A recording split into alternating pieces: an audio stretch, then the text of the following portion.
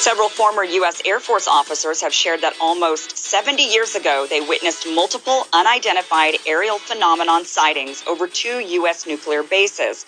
Shockingly, the men also claimed that these 1964 aerial sightings occurred nearly simultaneously with the spontaneous immobilizing of the base's nuclear intercontinental ballistic missiles, suggesting that whatever or whoever was up there successfully disabled the ICBMs from above.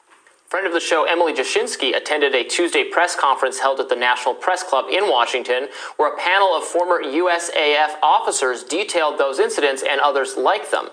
According to Emily's reporting, the group called for congressional investigations into the sightings and said they felt they had been ignored previously. One former officer told the debrief at the event, quote, "Now the question is, will the government tell us the truth about what they've known now for decades?"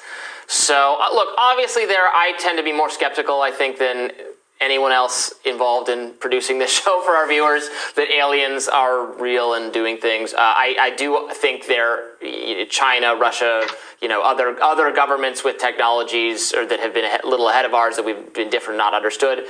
That is a reality. I don't know about the aliens, but what do you think, Kim?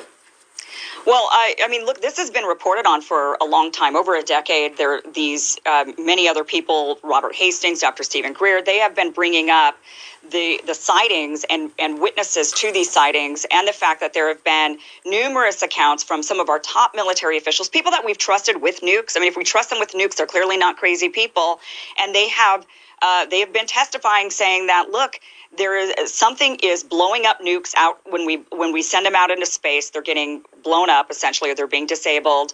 Our nuclear facilities are being disabled. And this is something that has been reported by not only the United States, but other nuclear countries as well. And their thinking is that there is something out there that is an alien, not of this world life form, that is monitoring the United States. They say that the monitoring of the nukes and the disabling of the nukes happened since the U.S. dropped the nukes, 2 of them on Japan. And the theory is that event resonated out in the universe, and the more intelligent life form says, "What the heck are those humans doing?" And they came down, and they were monitoring us, and they said, "Okay, you guys are dangerous because whatever it is you're doing is dangerous for the universe, not just for your space in the world or in the universe." And they started to monitor and start to disable. And since then, whenever we've put nukes out there, out into space, things have happened. Nuclear sites are being disabled, and so this is something that some of the military officials are kind of trying to say, well, see, this is a national security problem. That there's somebody out there trying to mess with our nuclear arsenal. It seems to me that if there is out there, which I am one that believes that there's, of course, life forms out there in the world, I think there's no way we're alone. If they are out there and they are disabling our nukes, they're not doing it because they're a threat to us. They're doing it because we're a threat to ourselves, and maybe we're a threat to some aspects of the universe. Ryan, do you think we've angered the Galactic Federation and their... Well, I mean, I do think that the chance that we're the only planet that has ever created life forms is vanishingly small. Just the math on that, given this expansive size of the universe, it seems hard to get your head around. I do think hearings on this would be a way to build back some trust. Yeah. Hold open hearings. No argument. Absolutely have hearings. We know that our government, our security officials, they know things that they don't share with us. They should share them with us. Absolutely. Yeah. But no. Well, and apparently what they're sharing now is that they've known about this, that this is something that is documented. It's in our government. And now they're admitting it into the public. And these people, these high-level military officials have been smeared as quacks for years. Like I said, we've trusted them with nuclear arsenal. And as soon as they open their mouths and say, hey, by the way, something weird happened, and there's many of them who've said this, suddenly they're smeared as, wackadoos that people shouldn't be taking seriously. That now they are finally being heard. Now they're finally being taken somewhat seriously because these reports are coming out. Maybe the aliens told me to dismiss your concerns to keep you in the dark. Maybe you're an alien. Yeah, this could be. Yeah, well, that's more likely. I mean, knowing Robbie.